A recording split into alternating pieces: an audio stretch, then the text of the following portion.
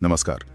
आज का विषय थोड़ा गहरा है और शायद हम सबके मन में कभी ना कभी ये सवाल आता है, मृत्यु के बिल्कुल करीब उस वक्त इंसान के मन में आखिर चलता क्या है। बिल्कुल। हमारे पास कुछ जानकारी है, कुछ स्रोत हैं जो उन आम विचारों और भावनाओं पर थोड़ी रोशनी डालते हैं जो शायद इस अनुभव से जुड़े हों।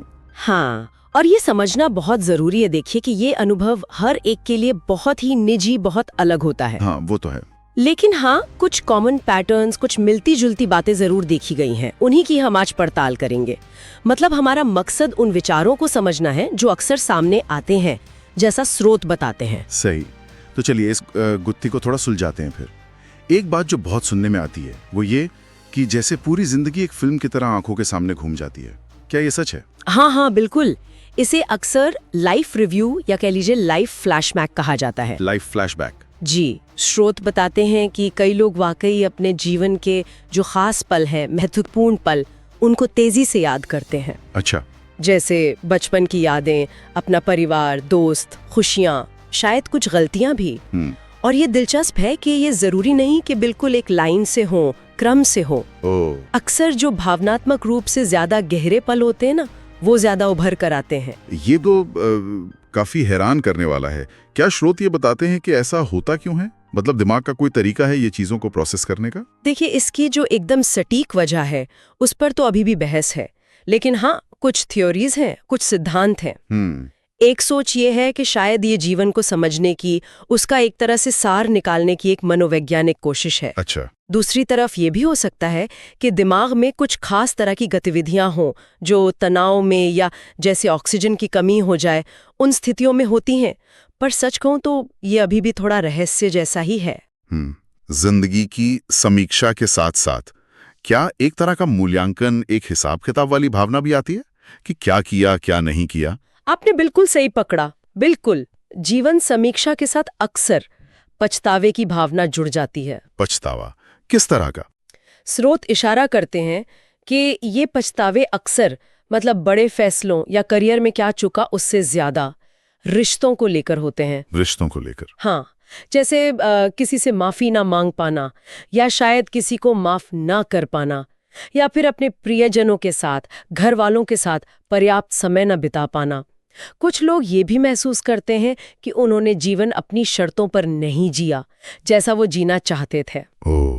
यानी करियर की सफलता या असफलता से भी ज्यादा जो मानवीय रिश्ते हैं उनकी प्रामाणिकता, उसका मोलाल ज्यादा रहता है। ये वाकई सोचने वाली बात है। बिल्कुल। लेकिन इन यादों और पछतावों के बीच में डर भी तो एक बड़ा फैक्टर होगा। अनिश्चितता का डर और चिंता, हाँ, ये निश्चित रूप से बहुत आम भावनाएं हैं। स्रोत भी यही कहते हैं। और ये डर कई तरह का हो सकता है।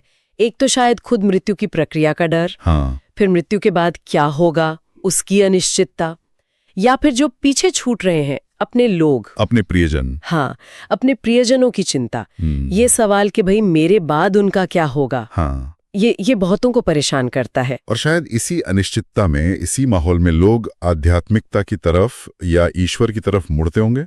हाँ, ये बिल्कुल होता है। कई लोगों के लिए ये एक स्वाभाविक मोड़ होता है उस समय। देखिए, जब मुश्किल होती है, अनिश्चितता होती है, हाँ। तो लोग अक्सर आस्था में एक सहारा ढूंढते हैं। ये ईश्वर को याद करना हो सकता है, प्रार्थना करना हो सकता है, या फिर अपने कर्मों का एक तरह से लेखा जोखा करना, या बस किसी उच्च शक्ति से जुड़ाव महसूस करना। ये उन्हें शांति या एक तरह की उम्मीद दे सकता है। लेकिन हाँ, ये जरूरी नहीं कि हर कोई इसी रास्ते पर जाए या ऐसा ही महसूस करे। अच्छा, मतलब ये जरूरी नहीं कि अंत हमेशा डर या बेचैनी में ही बीते। कुछ लोग शांति से भी इसे स्वीकार करते हैं। बिल्कुल बिल्कुल। स्रोत यही बताते हैं कि शांति और स्वीकार्यता ये भी उतनी ही वास्तविक संभावना है। किस तरह के लोगों में ज्यादा होता है ये? खासकर उन लोगों में जो शायद मानसिक रूप से तैयार है, या जिनकी कोई लंबी बीमारी रही हो, या फिर जिनका जीवन काफी संतुष्टि भरा रहा हो।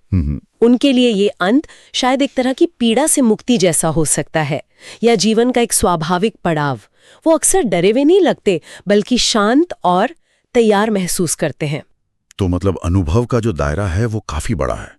एक तरफ जीवन की वो तेज झलक, दूसरी तरफ गहरा पछतावा, और फिर डर से लेकर पूरी शांति तक। हाँ, ये तो वाकई उस व्यक्ति की अपनी जिंदगी, उसके विश्वास और उस खास पल के जो हालात हैं उन पर बहुत ज्यादा निर्भर करता है। एकदम सही कहा आपने। ये कोई ऐसा नहीं है कि एक ही अनुभव सबको होगा।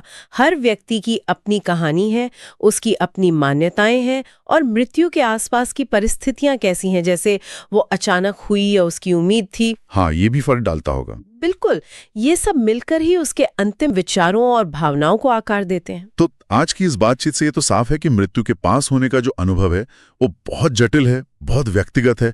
इसमें जीवन की समीक्षा भी है, अधूरे कामों का एहसास भी, अनजाने का भय भी, आध्यात्मिक खोज भी और यहाँ तक कि गहरी शांति भी शामिल हो सकती है। हाँ, और ये याद रखना बहुत महत्वपूर्ण है कि ये जो हमने बातें की, ये सिर्फ कुछ सामान्य पैटर्न है जो स्रोतों से उभर कर आते हैं। सही। असल अनुभव हमेशा अनोखा ही होता है। व्यक्ति की बीमारी किस तरह की है, उसे आसपास से कितना भावनात्मक सहारा मिल रहा है और उसकी अपनी मानसिक मजबूती कैसी है, ये सब कारक भी बहुत अहम भूमिका निभाते हैं। बिल्कुल। तो इस चर्चा के अंत में एक सवाल शायद हम सोचने के लिए छोड़ सकते हैं। आखिर वो कौन से तत्व हो सकते हैं या जीवन के वो कौन से अनुभव हो सकते हैं जो किसी व्यक्ति को अंतिम क्षणों में डर और पछतावे के बजाय शांति और स्वीकार्यता की ओर ले जाने में मदद करते हैं? ये गहरा सवाल है। हाँ, इस पर मनन किया जा सकता है।